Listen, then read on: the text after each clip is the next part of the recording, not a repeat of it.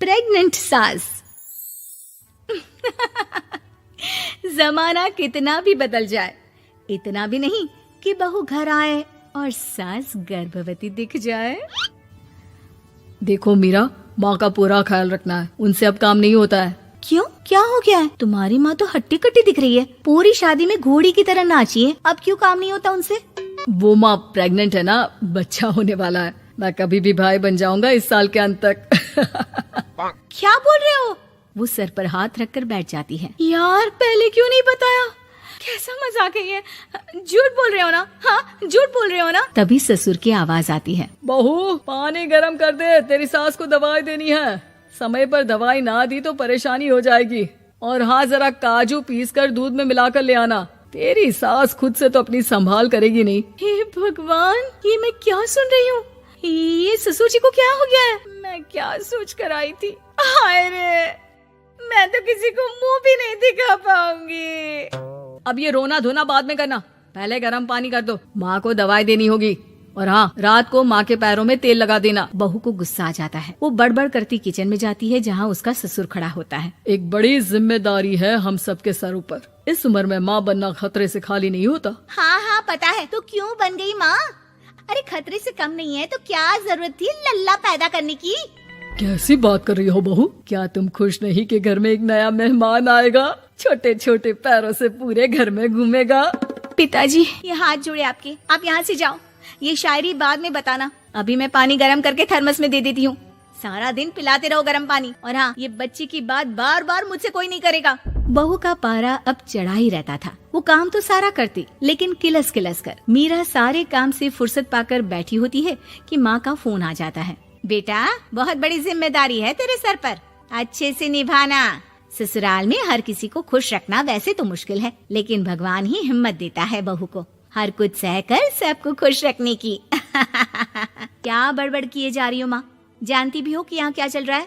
मेरी सास, अरे तेरी सास तो देवी है देवी। कितने खुश हो रहे थे सारे तेरी सूरत देख देख कर। पता नहीं जैसे बहू नहीं कोई मन मांगी मुराद मिल गई हो उन लोगों को। अरे बात तो पूरी सुनो। मन मांगी मुराद तो पूरी हुई है। अरे मेरी सास को बच्चा होने वाला है, प्रेग्नेंट है वो। क्या बकवास कर रही है मीरा? ये बात किसी को कहना मत। मुझे तो बता दिया, लेकिन अब अपनी जबान सिल ले। कहाँ है तेरी सास? बात तो करा मेरी। पूछू जरा, पोता पोती खिलाने की उम्र में खुद का बच्चा खिलाने का शौक कहाँ से आ गया? और आया भी तो बताना तो चाहिए था। अब क्या नाक कटाने के लिए हम लोगों से रिश्ता जोड़ा है? रुक, तेरे पापा से बात करती हूँ। मीरा फोन रखकर लेट जाती है। वो एक सपना देखती है कि उसकी गोद में एक बच्चा खेल रहा है। भाभी की गोद में कितना खुश दिख रहा है ना, लग ही नहीं रहा कि भाभी है। मैं तेरे लिए क्या लाया हूँ, सोने की बालियाँ। तेरी शादी में तो मैं बुढ़ा हो जाऊंगा ना। अरे कैसी बात कर रहा है बेटा, इसकी जिम्मेदारी तो तू ही लेगा। हम लोगों का तो कोई भरोसा नहीं, कब ऊपर वाला उठा ले। बहू को सास को देख देख कर गुस्सा आ रहा था। तभी वहाँ पड़ोसन आ जाती है। अरे बहू, तुझसे तो पूछने से भी डर लगता है कि कब खुशखबरी सुना रही है। अब तो अपनी 1 महीने की ननद की ही जिम्मेदारी संभाल ले, बहुत है। अपने जेवर भी रख देना और पैसे भी जमा करना शुरू कर दे। वो बात आगे बढ़ाती उससे पहले ही बहू जोर से चिल्लाकर उठ जाती है। नहीं नहीं नहीं नहीं, मैं अपने जेवर किसी को नहीं दूंगी। अरे कौन ले रहा है तुम्हारे जेवर? तुम औरतें भी ना सपने में भी जेवर ही संभालती रहती हो। मैंने जो सपना देखा है ना, सुनोगे तो होश उड़ जाएंगे। अच्छा, तुम अपना सपना बाद में बताना, पहले मेरा सुनो। कल मैंने इतना अच्छा सपना देखा कि अगर वो पूरा हो जाता है ना तो मैं तुम्हारे लिए रानी हार बनवा दूंगा। बहू अब सारे गम भूलकर पति का सपना सुनने में लग जाती है। अरे क्या सपना था, बताइए ना। बोलिए भी तो, क्या सपना है? मैं पूरा कर दूंगी अगर बात रानी हार की है तो। बोलिए बोलिए। मैंने रात को सपना देखा कि माँ को बेटी हुई है और मुझे बहन। सच्ची, इस घर में बेटी हो जाए तो मैं तो झूम ही उठूं। मीरा का मुंह बन जाता है। वो चुप हो जाती है और सपने की बात याद करती है कि बेटी हुई तो उसे ही अपने गहने उसे देने होंगे। फिर तो रानी हार की जरूरत पड़ेगी ही। भाई, लड़की बड़ी होगी, उसकी शादी होगी तो जेवर तो चढ़ाने ही होंगे ना। कहाँ से आएंगे वो? कितनी समझदार हो तुम मीरा। मैंने भी यही सोचकर तुम्हारे लिए रानी हार लेने का सोचा था। अरे फूटी किस्मत मेरी जो ऐसा परिवार मिला। मेरे पापा की तो मैं अभी क्लास लगाती हूँ, जो सब जानते हुए भी ऐसे परिवार में मेरी शादी कर दी। बहू पिता को फोन लगाने ही वाली होती है कि ससुर की फिर से आवाज आती है। बहू गरम पानी ले आ जल्दी, थर्मस में खत्म हो गया है।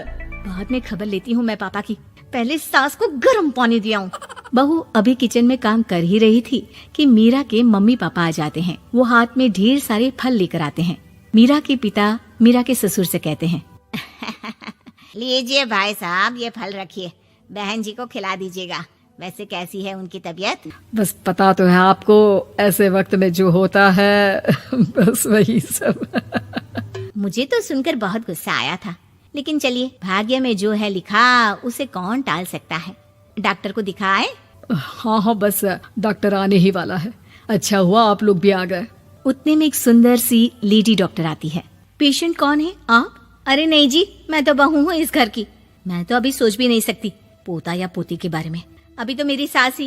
अरे चुप हो जाना, देख तो ले, डॉक्टर है ये, किसी के भी सामने गुस्सा फोड़ देती है। डॉक्टर कमरे में जाती है और थोड़ी देर बाद बाहर आ जाती है। पीछे से सास भी निकल आती है। हे भगवान, इतना दुख तो किसी को भी ना दे जितना मुझे दिया है। देखिए बहन जी, आप लोगों को तो ये सोचना भी नहीं चाहिए था। वही तो मैं भी कह रही थी कि आप लोगों के लिए तो सोचना भी गुनाह है, लेकिन अब पछताए होत क्या जब चिड़िया चुग गई खेत। डॉक्टर वहाँ से चली जाती है। मैं माँ नहीं बन सकती, मैं प्रेग्नेंट भी नहीं हूँ। ये कैसे? तुम तो बोल रही थी कि अरे वो गैस का दर्द था और पेट भी गैस से फूल रहा था। डॉक्टर ने चूर्ण दे दिया है, गर्म पानी से फांकना है। मैं अभी लाती हूँ गर्म पानी। अरे मैं तो गीजर ही लगा देती हूँ। हाय रे, खुशी के मारे पागल ना हो जाओ।